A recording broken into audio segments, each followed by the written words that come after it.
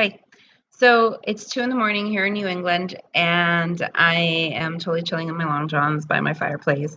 And I've been burning paperwork.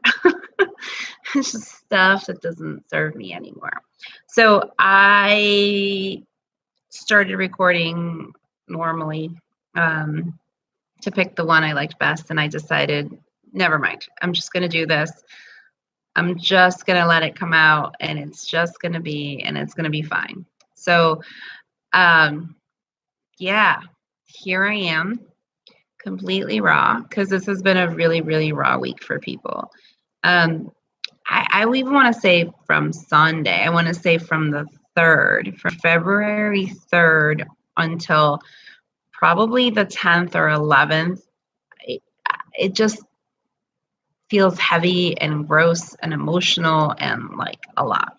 So, as a Pisces, I feel all the signs of the zodiac. I feel everybody's feelings all the time. Somebody who's intuitive and empathic, I definitely feel the world's pain. And so the recurring feeling for this week was that I was being disemboweled, that I was literally, my guts were being ripped out. And simultaneously, I felt like, yeah, I'm going to like take on the world and I'm going to do all this awesome stuff and it's going to be amazing. So I feel like both of those things were happening for people a lot this week. And if you're not used to being in the feelings that much, it's really hard. So I think for a lot of people, it was very, very challenging to feel that way, to feel that duality.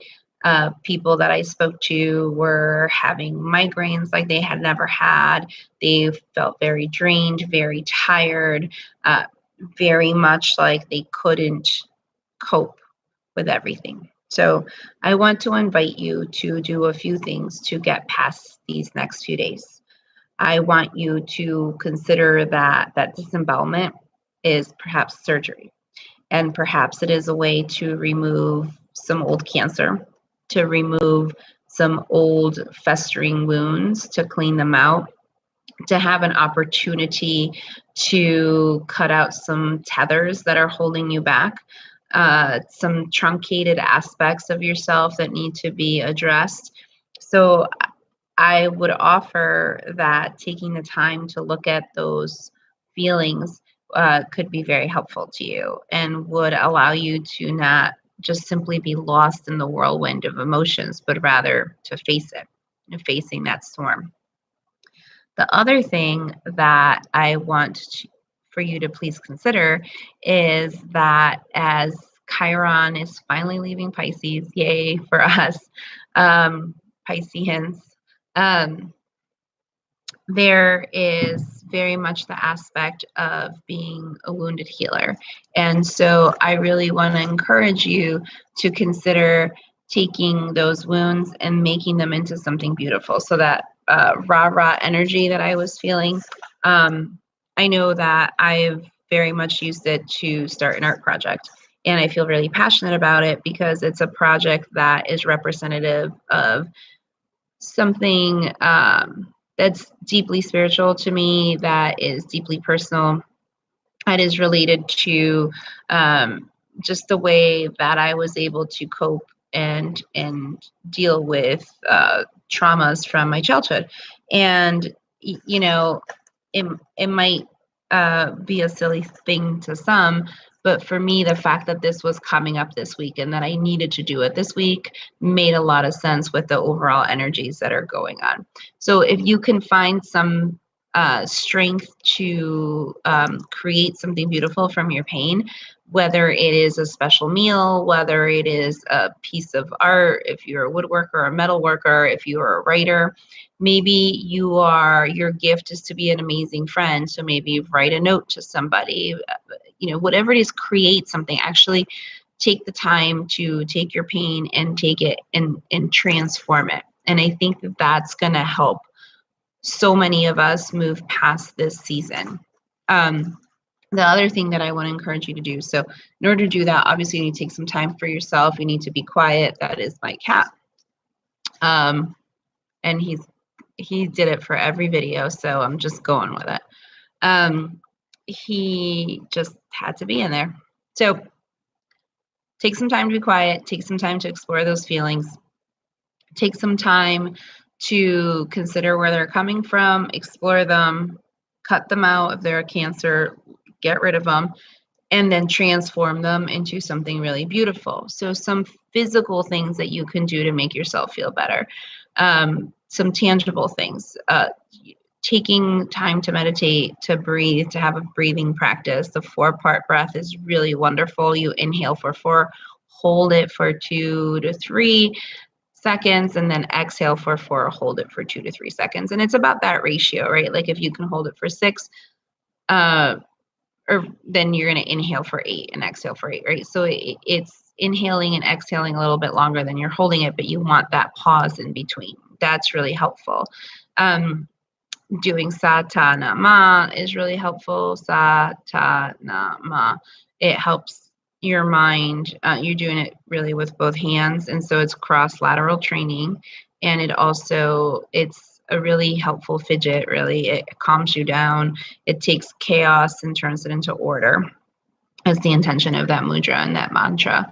So that's super helpful. The other things that besides meditation is, and the breathing practices, is also taking a bath. And taking a salt bath, taking an Epsom salt bath is going to be really great for your muscles. It's going to be really great for your sleep and your stress.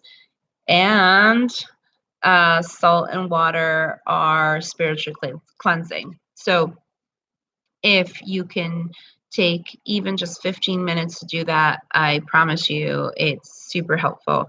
The other thing that one can do is journaling. If I didn't mention, no, I didn't mention that yet. So journaling is really helpful, and taking time to connect with yourself, doing something that is like beautiful to you, that's healing to you, whether that is taking a walk in the woods or taking time to see an old friend, whatever it is that feels really sacred to you, something that you've been longing to do and haven't done.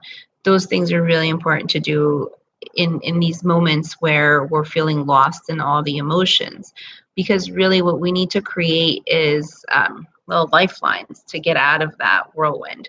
So facing the storm, seeing where it's coming from, allowing it to cut things out like a Cancer, and then taking that pain and transforming it into something beautiful, taking the time to be quiet so you can do that, taking the time to take those baths to cleanse energetically and physically, to get that stuff out of you, and taking the time to just create little spaces of beauty for yourself, little places of connection. All right. So please know that this time is temporary, that it's not forever, that our job here as humans is to have these challenges and really to surpass them. And it's in surpassing them that we are adding to the limitlessness of creation. When we surpass our challenges, we are taking our limitations and turning them into growth, turning them into opportunity. And that's the beauty of being human. There's always going to be something, always. Like, no matter how fantastic we manifest our lives to be, there's always going to be something. It's how we confront it. It's how we meet those challenges that determine whether our lives are joyful and magical or not. So I pray that you are able to ride the rest of this wave, allow the ocean to provide for you the lessons that you need, the sustenance that you need, and to really take that time to create, to plant those seeds for creation, because this is the time to do it. If we were an agrarian society, this would be the time of year to plant. And as humans, like, we're still bound by those cycles, whether we realize it or not. So it's definitely the time to plant those seeds of that that newness for us, whatever it needs to be. And listen to your heart. It's going to tell you what it is that you have to create and what you have to do. And don't run away from it. Just go with it, because there's there's a beauty in trusting those feelings. So namaste, Satnam. I hope those few little things that that you can do that are tangible helped you out, help you get through the rest of this week. It's going to be a doozy. It has been a doozy. It's going to be a doozy. Ride the wave, go with it, take it as a lesson. And yeah, I'll see you here real soon. Hope all is well in your world. And if it's not, that you make the ride fun along the way. All the best. Lots of love. Satnam. See you soon.